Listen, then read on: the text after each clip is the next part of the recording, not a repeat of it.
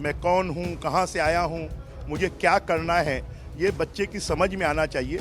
22 जनवरी को प्रभु रामलला आ रहे हैं, तो हमने निर्णय किया है कि उस कार्यक्रम को और बच्चे भी उल्लास के साथ में मना पाएं। शिक्षा मंत्री बृजमोहन अग्रवाल यहाँ पर मौजूद हैं। कल उन्होंने विभाग की समीक्षा ली और विभाग की समीक्षा के दौरान बहुत महत्वपूर्ण निर्णय लिए हैं। स्कूल शिक्षा में बच्चों को योगा सिखाया जाएगा, खेलकूद का पीरियड होगा, ये एक बड़ा निर्णय लिया गया है। साथ ही साथ उन्होंने कहा कि जो दीपोत्सव मनाया जा रहा है अयोध्या में राम जी की प्राण प्रतिष्ठा के समय, उस दिन छुट्टी की भी उन्होंने घोषणा की। कल बैठक लिया गया, बहुत बड़ा आप लोगों ने निर्णय लिया है कि स्कूल में भी योगा का क्लासेस। स्कूलों में क्योंकि बच्चा शांत मन से स्कूल में पढ़ पाए, इसके लिए योगा, प्राणायाम, नैतिक शिक्षा, आध्यात्मिक शिक्षा, मैं कौन हूँ, कहाँ से आया हूँ, मुझे क्या करना है, ये बच्चे की समझ में आना चाहिए।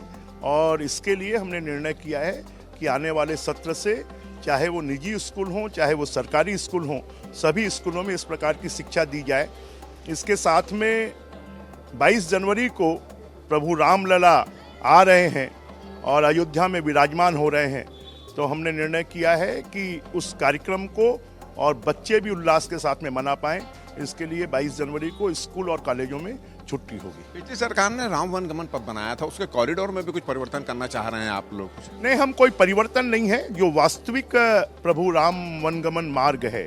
क्योंकि कांग्रेस की सरकार ने कुछ ऐसे स्थान हैं जो राम वनगमन में नहीं आते, उनका डेवलपमेंट किया जा सकता है, परंतु राम वनगमन के माध्यम से लोगों को गुमराह करना ये ठीक नहीं है।